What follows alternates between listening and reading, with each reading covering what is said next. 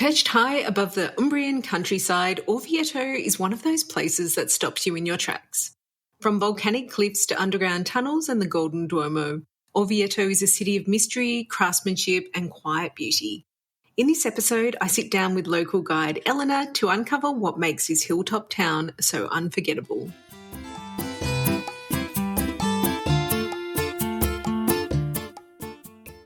Ciao friends, how's your week going? I hope it's full of fun and you're getting organised for the upcoming holiday season. It always comes around so quickly, doesn't it? And before you know it, the year is over and we're starting a new one. This is your friendly reminder, if you can, to get onto your bookings and organisation for the upcoming year before Christmas, if you can, because the day after, things get a little crazy when it comes to travel and there's a big rush to get trips organised. One travel agent told me that they do 80% of their business in January each year. So if you want to get a jump start, it's a good time to do that now. In the coming weeks, we'll also see the travel industry release their Black Friday deals. This is the time that many day tours and experience companies and accommodation places offer discounts, even if they don't at any other time of the year. So it's also a great time to make some savings. Some help pulling your trip ideas into a plan and start the ball rolling. The Untold Italy team is available to assist. You can book in for a quick chat or trip consultation at a time that suits you, and we'll make sure everything is underway well before the end of the silly season or even the start of it. I just love some of the trips that we are seeing coming in, everything from first-timers and honeymooners looking to explore the classic sites to families wanting assistance with their off-the-beaten-path adventures. We're sorting out milestone birthdays and celebrations and making travel plans that build on travellers' dreams and the research that they've done so far. Honestly, it's a pretty fun job watching these dreams come into reality. Now, today we're going to visit a dreamy town that I first visited 6 years ago, almost to the day, and that's the oh-so-charming hilltop town of Orvieto in Umbria. In the perfect spot between Rome and Florence for a day trip, or even better, a longer layover, Orvieto has the quiet charm Umbria is known for, and it's easily accessible by train from both major cities. If you wanted to make a little stop off the main tourist path, I couldn't recommend a better introduction to regional Italian life than pretty Orvieto. Here to tell you more about this lovely city is our friend, local guide, Elena Ronca. So let's welcome her onto the show. Bentornata, Elena. Welcome back to the Untold Italy podcast. Ciao, ben ritrovata. Nice to see you again. Yes, it's so great to have you back here after what I'm sure was a really busy summer season in Italy. Did you have fun during the summer? Did you have lots of fun? I did. It was busy indeed, but it was very pleasant. I have the opportunity of meeting a lot of new people, and that's what's amazed me. Yeah, exactly. And that is one of the most brilliant parts of your job, isn't it? And I love that about guides in Italy because you're so friendly and kind and fun, and we always have a lot of good times hanging out with our guides. But earlier this year we chatted about Lake Bolsena, which is a destination that's quite off the beaten path for most travellers. But today we're going to talk to you, everyone, about Orvieto, which is much better known, and it's a beautiful city. But before we get started, Elena, can you tell us a little bit about yourself and what you do for those listeners who haven't heard your voice before? Hi, my name is Elena and I'm a tour guide. My job is taking people around in the area where I live, where I was grown up, and the places that I love the most.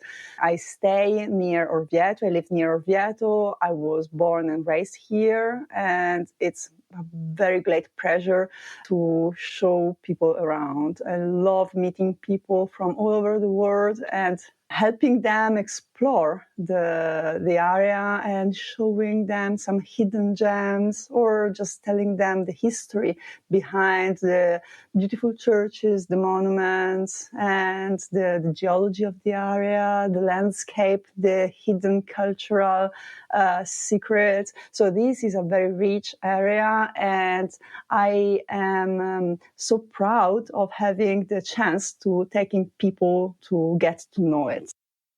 And you do an amazing job. And today we're going to talk about Orvieto. And maybe we can tell everyone where it is, because maybe people have heard of Orvieto, but they may not be able to picture it on a map. Okay, so Orvieto is in the central region of Italy called Umbria. Umbria is considered the green heart of Italy. It's the only region in central Italy that doesn't have a sea.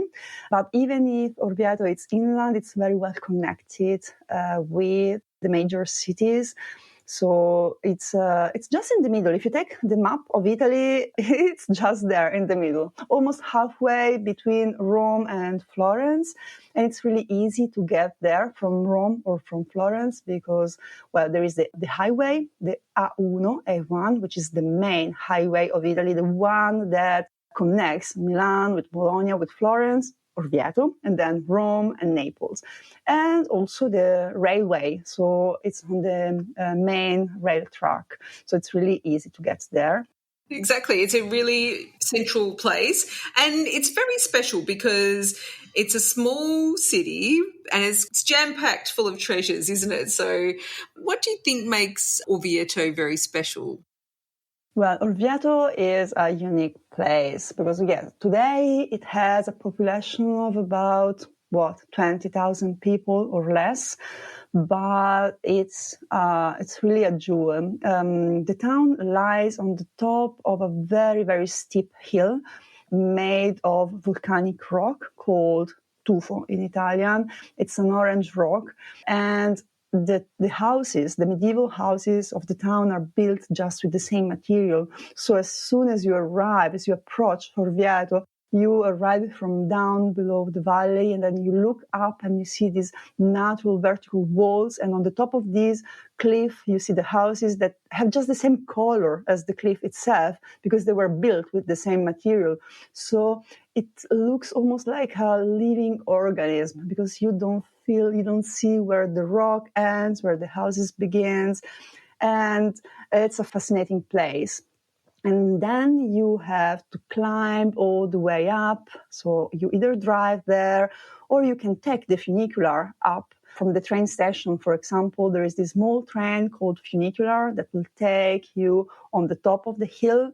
And once you are there, once you are in the ancient town, it's just gorgeous because you have these medieval buildings all around, all packed one next to the other, built with these yellowish rock, so it's a very warm color, and you walk around and you have these narrow alleys and sharp corners and bridge houses, tower, and then all of a sudden you arrive before the Duomo. You arrive in this empty space, the large square, and you see this majestic cathedral, this majestic church that is too big for a town like Orvieto. It's just huge.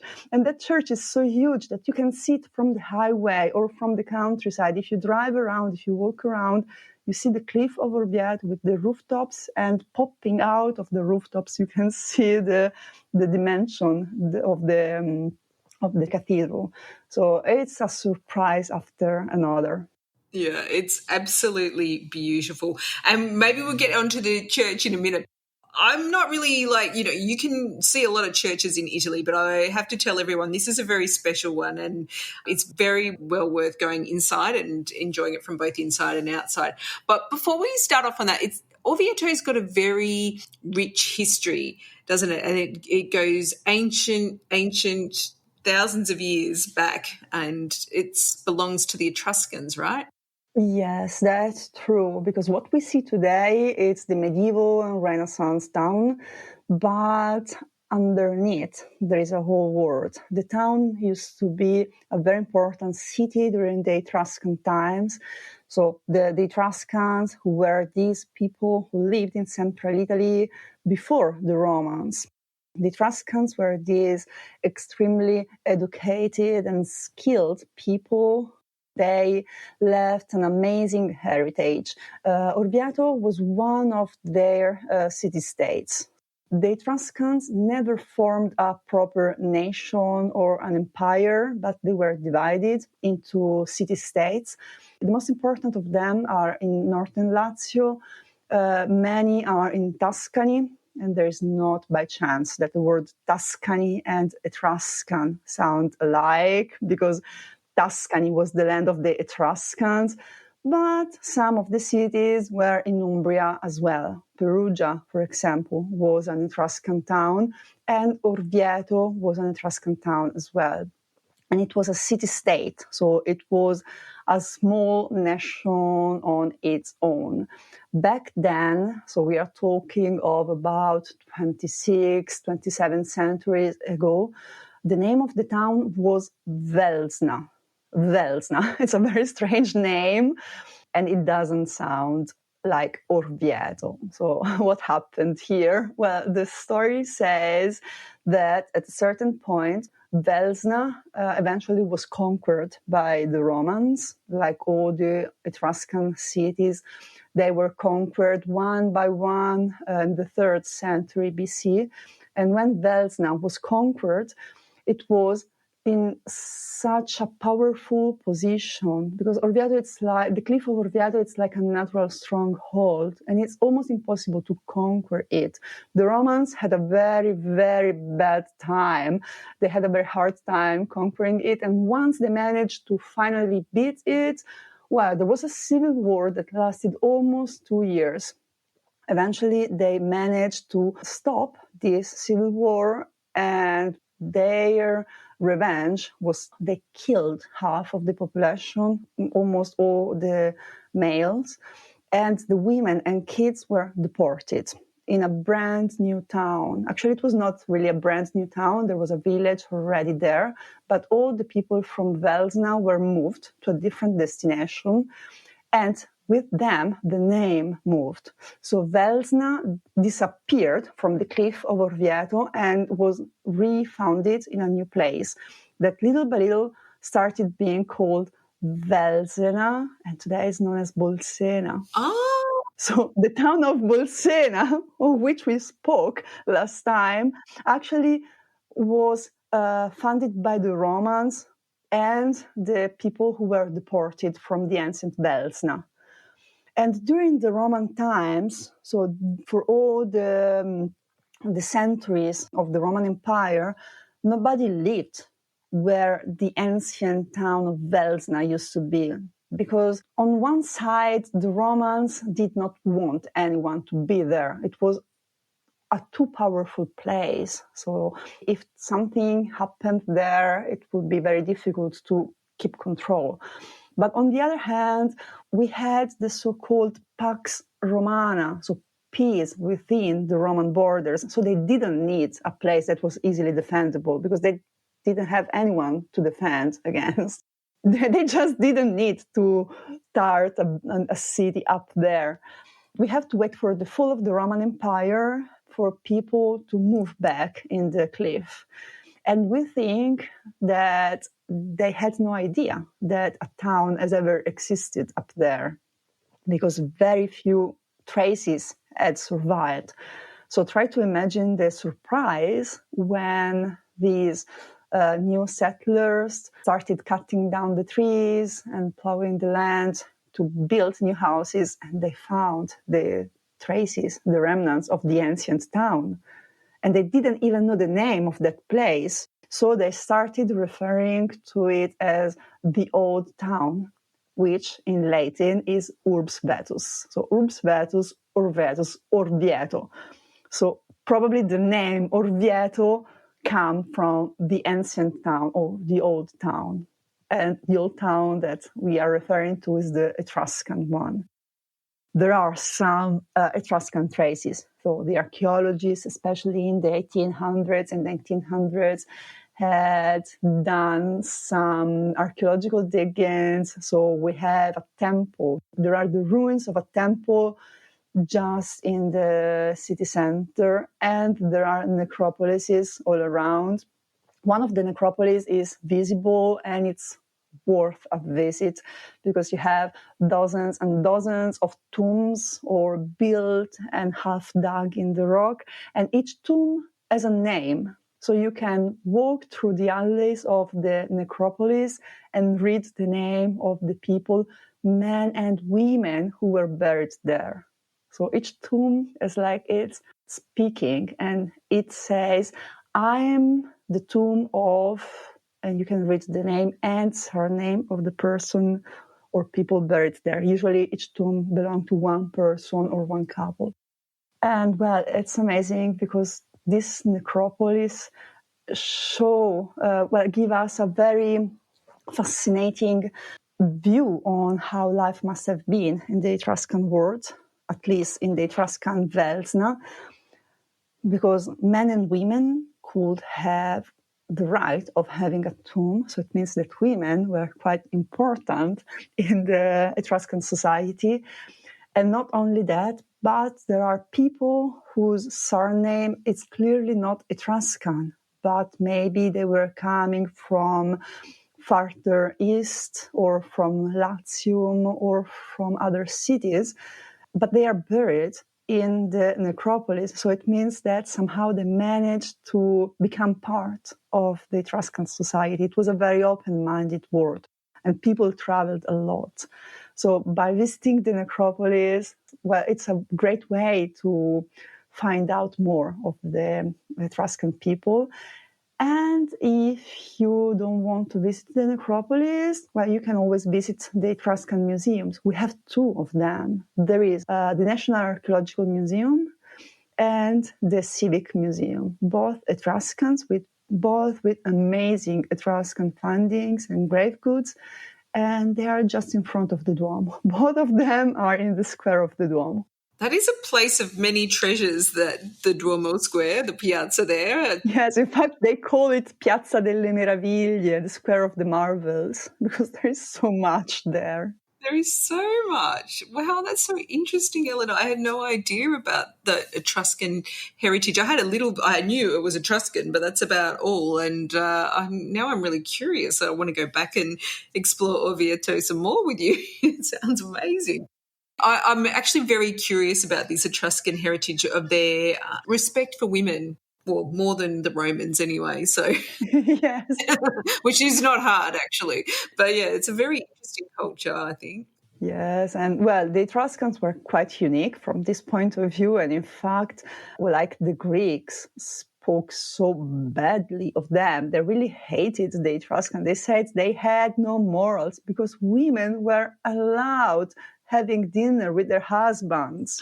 And that was, oh my gosh, it was incredible. It was something inadmissible for a Greek person. So they were like surprised when they saw that the Etruscan women were so free and so powerful. And they must have been so beautiful because we have some portrait of Etruscan women coming from the painted tombs, and we can see that they put a lot of makeup and their eyebrows were finely done. They had lipstick. And you can see a portrait of an Etruscan woman in Orvieto. In the archaeological museum, in the National Archaeological Museum, there are two tombs. Well, there are frescoes belonging to two tombs. So in the 1800s, mid-1800s, near Orvieto, the archaeologist Golini, he found these two painted tombs. And in the 1940s, more or less, I don't remember the year, he found these tombs, and these tombs were completely covered with frescoes. Then, last century, these frescoes started to fade because once the tomb were opened, the temperature, the humidity, and everything started to change, and these ancient frescoes started to be damaged. So it was decided to detach them from the actual tomb and move them. And eventually they were moved in Orvieto. So if you visit the archaeological museum, you get the unique chance to enter inside an Etruscan tomb. It's not the real tomb, but you see the real frescoes. And there is no glass between you and the paint. So you can just stand inside the scene portrayed by this unknown Etruscan painter 25 centuries ago. And the Tombe Golini are just amazing, especially the first one, because it portrays not just the funerary banquet, which is very common, but the preparation of the banquet. So it feels like you're entering in a kitchen and you see the servant busy doing things. So there is one who set up the fire, one that's washing something, one that's carrying food to the diners. And at the center of this kitchen, there is a woman, and this woman is so beautiful. And probably she was like the chef or the head servant. We don't know who she was, but she's controlling everything, and she is so beautiful. And she's all with her makeup on, and the hair are finally done. So it's really incredible. And in Orvieto, you get to see it. So you're just 3 centimeters away from an Etruscan painting. Amazing. I love how you describe it, Eleanor. I'm sitting there going, I need to go there now. And just across the road there, you've got this Duomo. So tell us, why does Orvieto have this amazing Duomo? Well, it's incredible because, yes, as we were saying, it's too big for a town like Orvieto. It's too huge.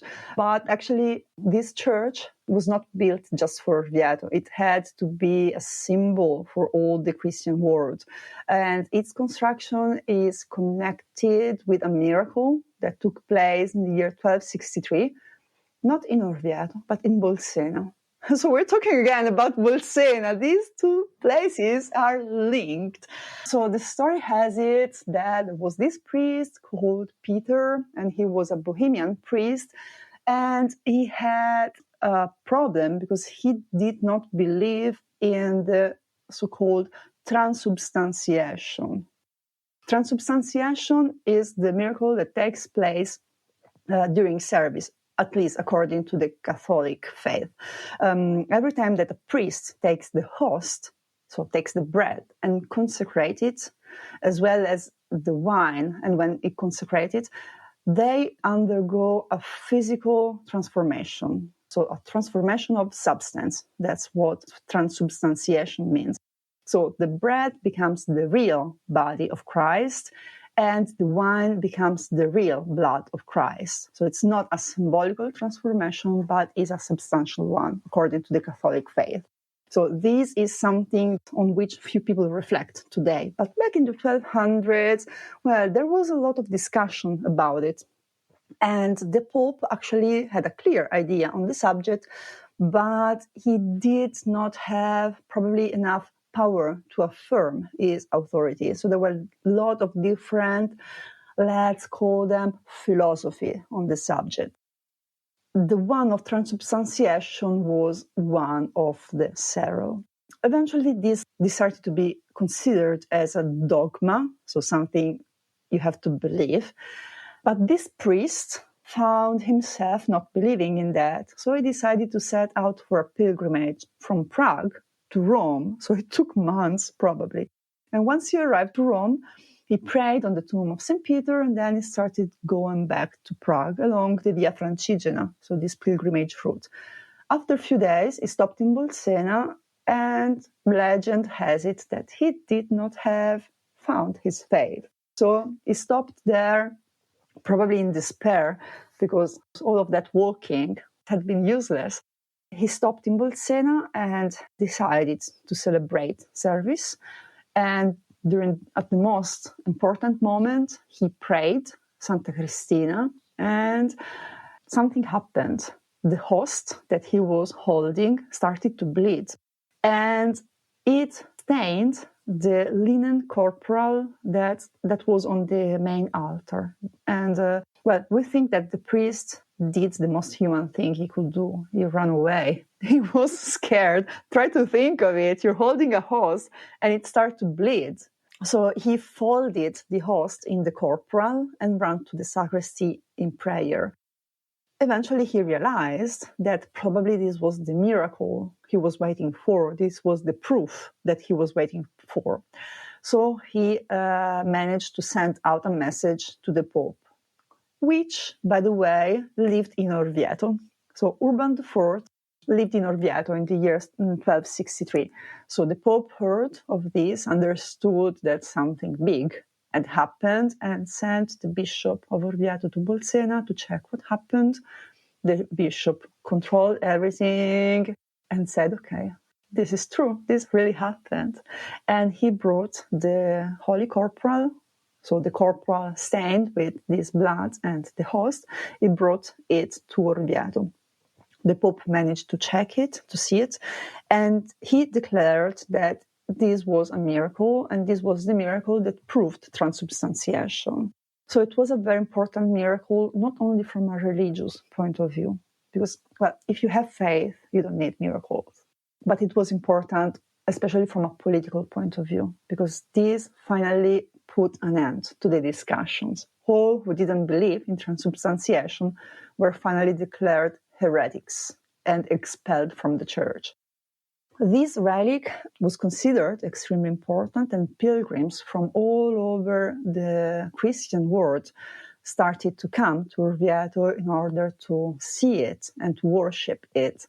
The following year, 1264, there was this huge celebration which became an annual appointment, and actually the Catholic nation still celebrated, and it's Corpus Christi. It's the celebration of Corpus Christi. So Corpus Christi was celebrated for the first time as a world festivity in Orvieto in the summer 1264. And after that, year after year, it became more and more and more important. And eventually, in the year 1290, they decided to start the construction of a shrine that was worth keeping this relic. Sorry, it was long, but the fact is that this cathedral was a symbol for the Christian world because of the relic kept inside, because of this very precious relic kept inside. And it took forever to be built, over 300 years. So it was a never-ending building yard. The cornerstone, so the first stone, was laid November the 13th of the year 1290, and it was not finished until the beginning of the 1600s, so more than 3 centuries. It's never stopped, so it was a continuous building yard. And it's no surprise that we have so many different styles, so many different artistic styles, and so many different masterpieces inside and outside.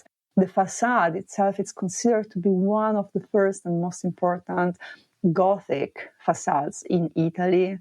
And it's a perfect blend of architecture, sculpture, goldsmithy, everything. It's amazing. You could stay like hours just looking at the facade, at the marble of the facade. And then you go inside, and it's even more surprising because once you're in, it looks even bigger than from the outside. It's huge and it's full of marbles. Signorelli's Last Judgment, so the Cappella Nova, which features the frescoes by Luca Signorelli, and they are considered one of the very first example of full Renaissance art. And Signorelli's Last Judgment is considered to be an inspiration for Michelangelo's Sistine Chapel. It was painted more than 20 years before Michelangelo's worked in his Last Judgment. And there are so many innovations from an artistic point of view, from an iconographic point of view. It's amazing. But it's not only that. We have the Annunciation by Francesco Mocchi, which is considered one of the very first examples of Baroque style in Italy, or the Pietà by Ippolito Scalza, which is mesmerizing. Or the organ. We have one of the largest organs in Italy with 5,500 something pipes. I never remember the number. There are so many. And if you happen to visit Orvieto on a Sunday morning, the church is active. So every Sunday there is service, and every Sunday they play the organ. And this is crazy. You have no idea how loud it is. In summer, usually they have informal concerts. So if you happen to visit Orvieto in July or August, go there around midday, midday, because there is a concert of the organ and it's something unique. It's really unique. It is an absolutely beautiful, beautiful building, and it just has a lot of spirituality about it. Even if you're not a practicing Catholic, it's just a very interesting place from a historical and cultural standpoint, I think. You can spend a lot of time up there on that hill in that church. Yes, you can. Yes, and I always recommend visiting the Duomo, even if you're not Catholic, even if you don't have faith. It's amazing because of the art kept in there. Don't get me wrong, I'm not saying that it is a sort of a museum. We know that in Italy many churches look like museums, but they're not, because the art kept inside the churches, made for the church, is useful. And everything is made there for liturgy. And now we appreciate the beauty in the sculptures, in the frescoes, but they were made for a reason. Nonetheless, they have a great artistic value. So it's really worth going there, even if you're not a Catholic or a Christian. It's really worth going there. And if you want to go there and pray, there is always the opportunity to visit the church just for worship, because the chapel of the corporal, the place where the Holy Corporal is still kept, even if it's not visible, because it's kept beyond golden doors in a beautiful tabernacle. So it's not open, it's not on display. Only between Christmas and January the 6th, only between Easter and the Pentecost, and the day of Corpus Christi and the day of the Assumption of the Virgin. Otherwise, it's always hidden. Nonetheless, you can enter the corporal chapel and pray before it. And that's always open and always free, while you have to pay a ticket to visit the main part of the church. There's that chapel, and there's another chapel that's really beautiful inside there as well. Is it the San Brizio? San Brizio's chapel, or Cappella Nova. And it's the one with Luca Signorelli's fresco. That's amazing, because you go inside and it's so bright, because the frescoes have this golden background. So you have heaven and hell, and you have the resurrection of the flesh and the deed of the Antichrist, many, many things going on. And you see all these people portrayed there. They look like real people. There's a lot of action, a lot of movement, a lot of colors, especially hell. The scene, the representation of hell is just gorgeous. And you see all of this demon torturing the poor damned. Well, poor damned. They didn't behave, so they end up in hell. You can tell the demons, because they have this rotting-like skin. So they have this greenish, red, bluish skin, and then terrible fangs and horns. And they perform all sorts of tortures you don't want to end up with. It's so great, and it's so impressive, because you look at it and you see, hey, how could he do that? But Luca Signorelli managed to create this overcrowded scene, and there's a lot going on, and you see a lot of different expression, a lot of different movement, and it looks like the stage of a theater rather than a flat fresco. It's funny because there is also, let's say, a relationship 1-to-1. So one demon per one damned. That's very modern, because it feels like you have your personal demon that will haunt you forever. So it's very modern. And in the middle of hell, there is the self-portrait of Luca Signorelli himself. So he hid his self-portrait in hell. And it's not one of the damned, it's one of the demons. He must have been a character. I want to have a time machine to travel back in time and meet him, because who wants to be forever remembered as a demon? I love it. And when you're in Orvieto, like, there is obviously all this art and history, and if you walk around the walls, there's the beautiful views of the countryside as well. But Orvieto is also very well known for other things, including food and wine, right? Especially wine. Orvieto Classico is the name of the white wine, but we also make very good red wine because the area around has both volcanic soils and clayish soils. So it's perfect both for a white and red wine. But Orvieto has a very old tradition and we have very lot of delicacies. Of course, it's in Umbria, so we have the salumi, so the cold cuts, the cured meat, prosciutto, salami, things like that. We have a lot of wild boar, so you can taste them. If you go to the restaurants, they will cook the wild boar for you with amazing ragouts. So you can have a dish of pasta. And our typical pasta is the ombrichelli. So the ombrichelli are like the Tuscan peachy. Maybe you've heard of the peachy better. They're more famous. They're just the same. We just call them ombrichelli here. Another delicacy in Orvieto, it's another traditional meal, is pigeon. It sounds odd, but pigeon, stuffed pigeon, it's a very, very traditional meal. Today, it's really hard to find restaurants that make it because it's really hard to find people who grow pigeons. Now, how do you say you don't grow animals? You Raise them. Yeah, raise them. Yeah.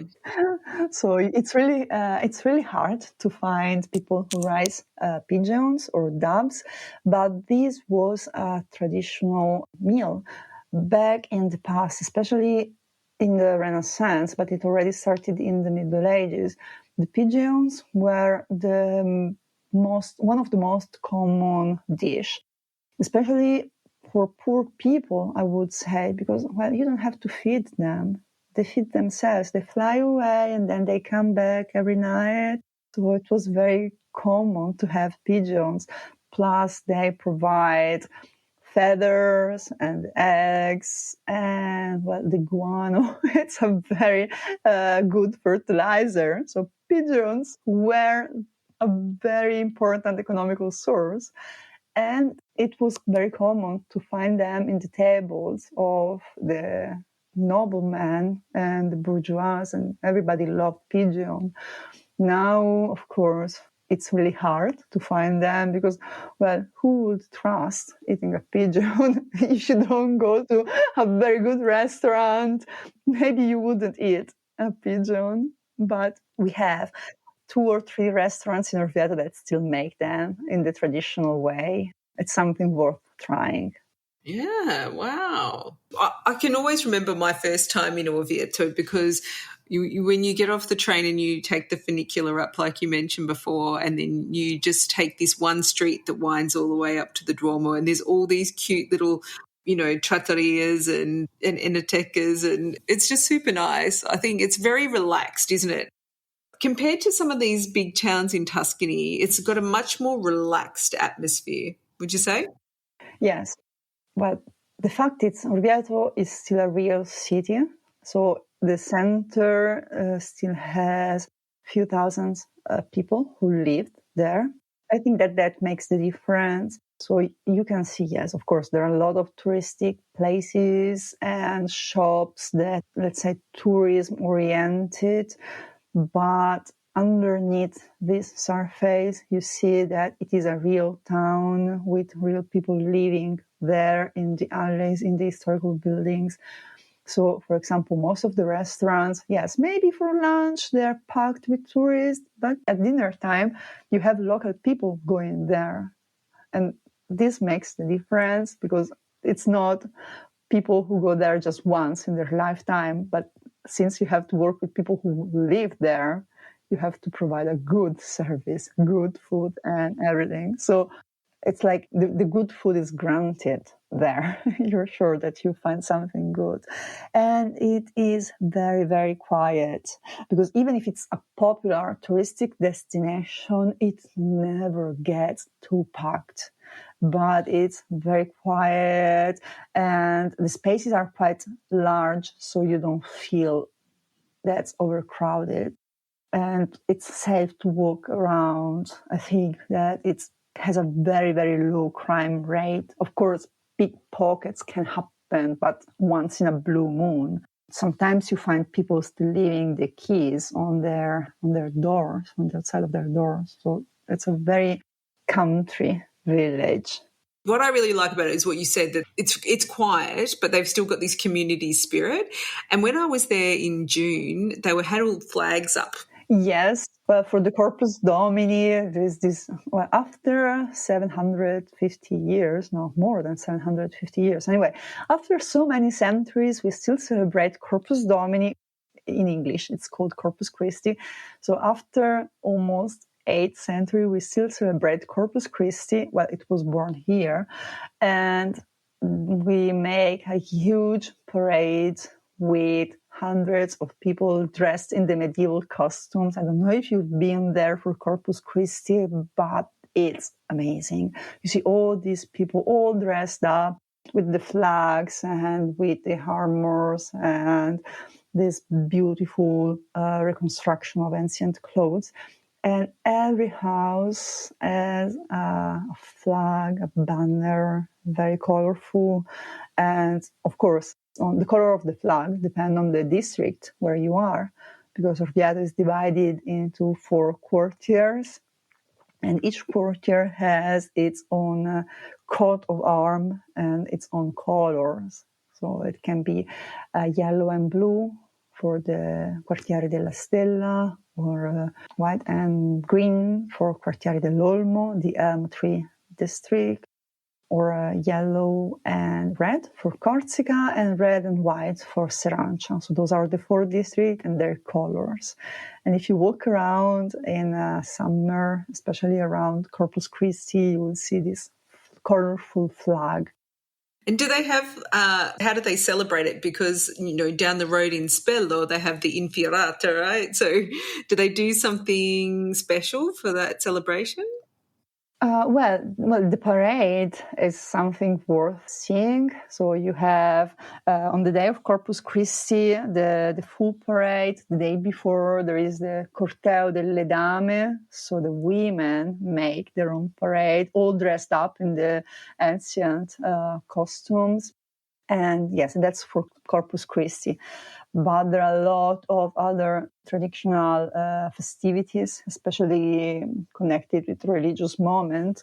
For example, the day of the Pentecost, there is the so-called palombella with a mechanical dove that has to fly along via Maitani to the facade of the Duomo. And it's another incredible moment. But there are also some, let's say, civic tradition and festivities. And the most important, I would say, is a festival that takes place around New Year's. So first day of the New Year and the days before, let's say between the 28th December and January the 2nd, more or less. And it's Umbria Jazz Winter. So maybe you heard of Umbria Jazz, which is the summer festival that takes place every year in Perugia. We have the winter version of it. So for these 5 days around New Year's, Orvieto became the set of an open-air set of gigs. So you have concerts everywhere, in the theater, in the conference hall, but also street parades and music everywhere. And it's amazing. It's 5 days of jazz festival. Oh, so you go and you get your glass of Orvieto wine and your plate of uccelli, and then you could go for a wander and listen to all the music. Sounds amazing. When I was there earlier this year, there was a group from America, a school group actually singing in the piazza outside the Duomo, and it was beautiful. It was so nice to hear that. I think music always connects people to each other. And it's, it sounds like Umbria is a very musical region, actually. There's always something musical happening in Umbria. Yes, that's true. Yeah, they're very good on all of those kind of events. And I was talking to one of our guests that comes on, she's been on a few of our tours earlier today, and she was saying what's really remarkable about Italy and these smaller towns is how the community comes together to celebrate and also continue traditions that have been going on for a very long time. And I think that's very unique and interesting to us who live in societies where maybe we have Christmas or Easter and we celebrate those things, but we don't have that long-standing tradition of connecting ourselves to our place. And I think people really love that about Italy. Yes, we are it's not just being traditionalist, but it's something that run in our blood. So we still keep on doing the things that have always made us happy. So we still come together and to celebrate, even if it's a religious festival, yes, but many have transformed over the centuries, and it's almost an excuse to get together to do something as a community. Yeah, it's lovely. Now, what I was going to ask you, just to wrap things up, is there a place in Orvieto that we haven't talked about yet that is very special to you personally? I can tell you're so passionate about the Etruscan heritage and the Duomo, but is there any other places that you absolutely love, Elena? Well, there are many, many places in Orvieto. There are many things that we haven't mentioned. For example, we didn't talk about St. Patrick's Well, which is also another great monument. I would say it's a must-see. It's a Renaissance well. But actually, my favorite part of Orvieto are the medieval districts. So I love walking around Quartiere Serancia and Quartiere dell'Olmo and just having the feeling of getting lost. You're never lost in Orvieto, but just walking around and looking at the beauty of the architecture or finding hidden churches or lesser known churches like San Giovenale, for example. And then you can walk along the cliff. You have this amazing landscape all around you. So this is my favorite part in Orvieto, actually. When I have the chance, when I have a little longer with people who are with me, I just enjoy taking them in these parts. They are a little less touristic, but they are so charming and so authentic. So it's really like stepping back in time. Yeah, I realised that even though I was charmed completely on my first visit, which was a stop off from Rome to Florence. So what my friend and I did, we got the train from Rome to Orvieto, and then we left our luggage, which you can do at the cafe near the station. I think you pay a few euros for that. And then we went and had lunch in Orvieto and explored and had some fun. But I realised when I went back this year that I missed so many things, because if you go on a day trip or you've just got half a day and you go up the main street and you get to the Duomo and you're so mesmerized by the Duomo, you're thinking, and then you have some lunch and then it's time to go. But this time we went on a really beautiful walk around the town, and you're right, Eleanor, it's absolutely beautiful. I loved it. Yes, you can spend 2 hours, yes, if you're in a rush, and it's the perfect place. Even if you're driving and you have to drive from Rome to Florence or from Tuscany to Rome, it's the perfect place to stop. And you can spend a couple of hours there, and there is plenty of things to do. But then if you come another time, if you spend a little longer, well, there is so much to see. And you can spend a couple of hours and you can spend 2-3 days. And there are still things to see and to do, and places to go, food to taste. It's the good life. It's the good life in Orvieto for sure. And we were just talking before we started recording about there's some really lovely new hotels in town. Actually, a couple of years ago, Orvieto maybe didn't have some great places to stay, but now there are some excellent, beautiful properties there that you could easily just stay there for a few days. And I know I would love to do that one day. We'll put all those two hotels into the show notes as well so you can see where they are, and the Untold Italy app. Now, Elena, thank you so much. I just love Orvieto, and I love hearing your stories and your passion for your home area. Like it's such a joy to hear the context of these places. This is a very, very beautiful place, Orvieto, and the Duomo is beautiful, and everything around it is beautiful, but to hear the context and the stories behind it is very, very special. So grazie mille. Thank you for joining us today. I really appreciate it. And how can people, if they want to get in touch with you and maybe go on a tour with you exploring the alleyways of Orvieto, how can they do that? You can contact me through my website, which is very easy because it's my name and surname. So elenaronca.it. And you can find all my contacts there, or you can text me or email me. I think you can put my contacts in the description below.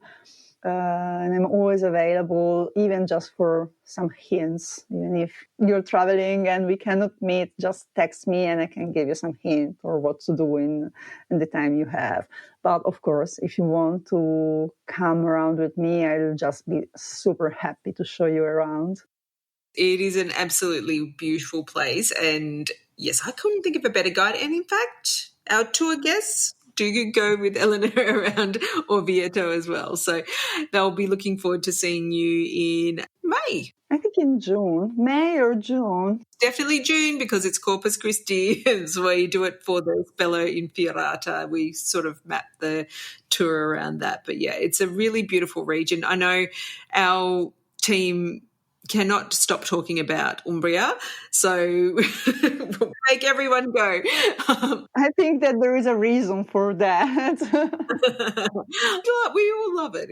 It's a genuinely beautiful, lovely place with very kind people and a lot of salt of the earth hospitality, and it's one of our favourite places. So grazie, Elena. Thank you so much for joining us on Untold Italy.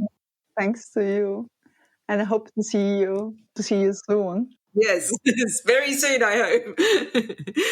Ciao. Ciao. So who feels like a wander around the streets of Orvieto now? I can highly recommend that you do.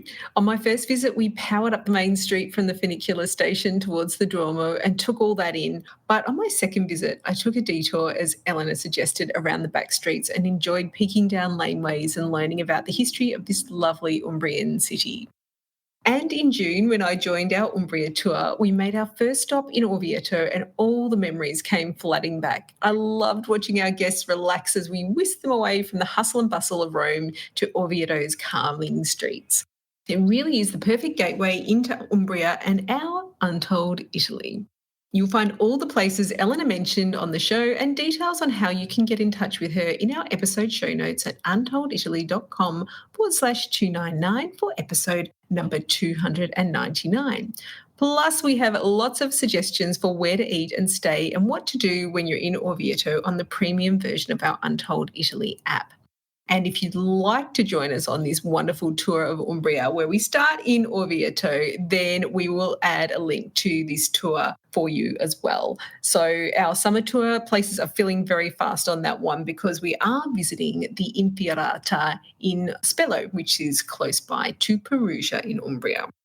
So thank you, grazie mille, for joining us on this journey and for supporting Untold Italy. If you enjoyed today's episode, we'd be so grateful if you could leave a rating or review on your favourite podcast app or consider upgrading to our premium app for ad-free listening and exclusive travel content, including a little travel guide to Orvieto, which was featured in this episode. Next week, we're celebrating our 300th episode. Oh my! But until then, it's ciao for now. The Untold Italy podcast is an independent production. Podcast editing, audio production, and website development by Mark Hatter, production assistance and content writing by the other Katie Clark. Yes, there are two of us. For more information about Untold Italy, please visit untolditaly.com.